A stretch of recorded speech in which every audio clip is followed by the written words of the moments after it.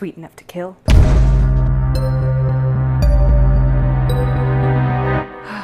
Dessert. It can make any good thing feel better. Like going around the sun one more time. Hey, here's a cake. Got a new job, brought you donuts, and it also sweetens our dark and bitter days. When we fail at something, or we break up with someone, or that time when I was a child and I was rejected for being one of the Von Trapp children in The Sound of Music. My mom took me in my soggy face of tears to get ice cream. And in that moment, dessert taught me that life isn't just a bleak, ugly hole of despair. Then I grew up and realized we're all gonna die anyway, so I don't know. I eat a lot of ice cream.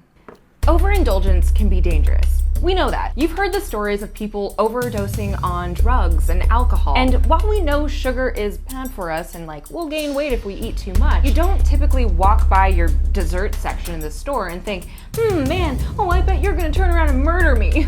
Look how cute it is. It would never do that to you. Think again. Because too much sugar isn't just bad for you, it is incredibly deadly. There are a long list of negative health effects that this stuff can cause, and I'm just gonna name a few. It suppresses the immune system and causes inflammation. It can bring on numerous long-term health problems like diabetes, heart disease, obesity, and tooth decay. It feeds cancer cells, increases cholesterol, worsens infections, and contributes to high blood pressure. It can even cause migraines, depression, and makes your acne worse. So, for those of you who just broke up with your high school boyfriend, rethink this therapy that you call dessert. It's only gonna make things better right now, but in the long run, boy, you're doomed. This is me, cradling death.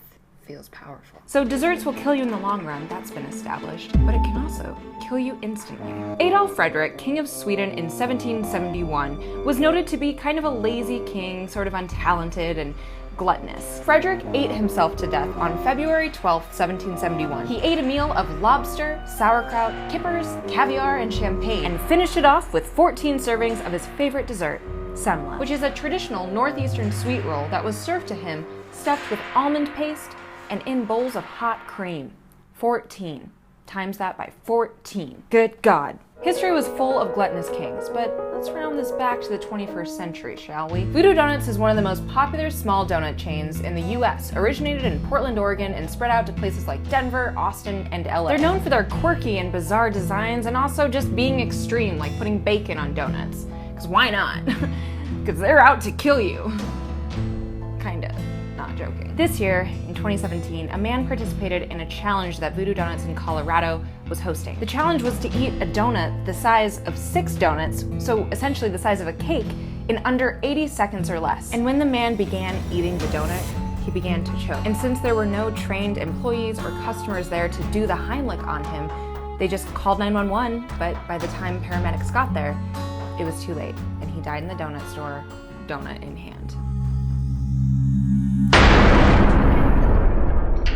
We learned today that it's good to have some self-control. And also, don't bite off more than you can chew. In life, or especially dessert. Thank you for watching this episode of Death Happens. Tap that like button and leave us a comment down below about some horror stories you know about dessert. Subscribe to Snarled and check out our other videos. I'm Megan, and I'm here every Sunday with some sort of different death story and, mostly just trying to keep you alive as long as possible. Hopefully I see you next week. But remember, we're all gonna die.